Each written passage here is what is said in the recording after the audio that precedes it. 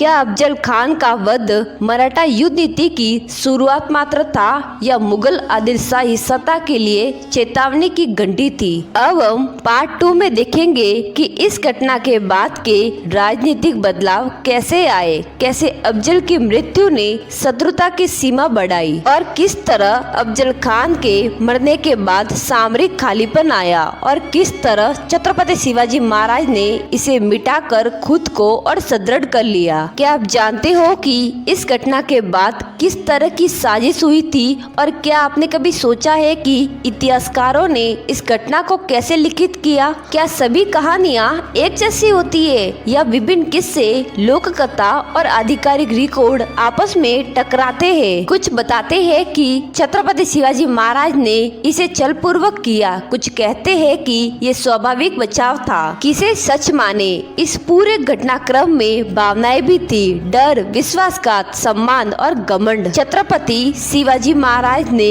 अपने लोगों को क्या बताया? उन्होंने किस तरह से ये सुनिश्चित किया कि मराठों का मनोबल पतित न हो, बल्कि वह इसे विजय कथा में बदल दे। हम उस रात के दृश्य को पूरे विस्तार से पेश करेंगे और आगे हम देखेंगे कि अफजल खान के शव का क्या हुआ, उनके साथी कैसे पसीने में डूब गए, क्या उन्होंने तुरंत प्रतिशोध की राह पकड़ी और छत्रपति शिवाजी महाराज ने क्या नगण्य कार्रवाई की या बड़े स्तर पर तैयारी की। अफजल खान के मरने का प्रभाव न केवल स्थानीय था, इनके आसपास के शासकों और सेनापतियों को झकझोर दिया।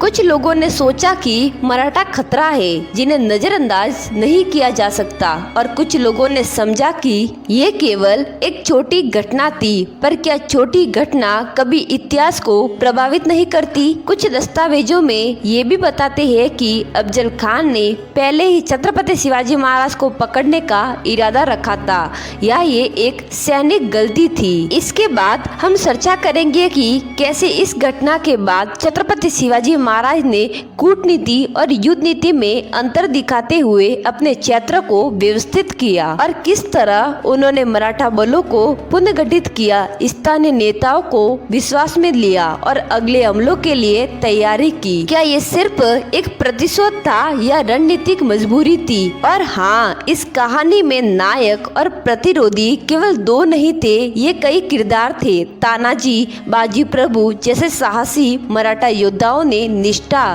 परंतु साथ ही आदिलशाही दरबार के भी कई चेहरे थे। ये सब मिलकर एक जटिल राजनीतिक तस्वीर बनाते हैं। तो दोस्तों, क्या वाग्नक का प्रयोग असल में हुआ था? इतिहास में अलग अलग किस्से हैं और आपका मन किस पर जाता है ये आप पर निर्भर करता है। अफजल खान की मौत ने मराठा आत्मविश्वास को कैसे बढ़ाया, किस तरह से स्थानीय किलों का नेटवर्क और भी मजबूत हुआ और कैसे इस घटना ने आगे की लड़ाई के नेतृत्व को प्रभावित किया। क्या विजेता कभी पूरी तरह से विजेता होता है? क्या इतिहास केवल जीत और हार की कहानी है या उनमें उन छोटे छोटे फैसलों की भी भूमिका है जो आगे चलकर बड़े बदलाव लाते हैं? यदि आप जानना चाहते हैं कि अफजल खान के बाद किसने अगला कदम उठाया और कैसे छत्रपति शिवाजी महाराज ने अगले 10 वर्षों में अपनी रणनीति को बदल दिया, तो अगला वीडियो मिस न करें। वीडियो को लाइक करें, अपने विचार नीचे कमेंट में लिखें और चैनल को सब्सक्राइब जरूर करें ताकि हम इतिहास की और अनसुनी कहानियों को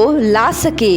इस गुप्त रणनीति का बड़ा संदेश यह है कि इतिहास न केवल तलवारों से लिखा जाता है बल्कि दिमाग और दिल के मेल से भी लिखा जाता है।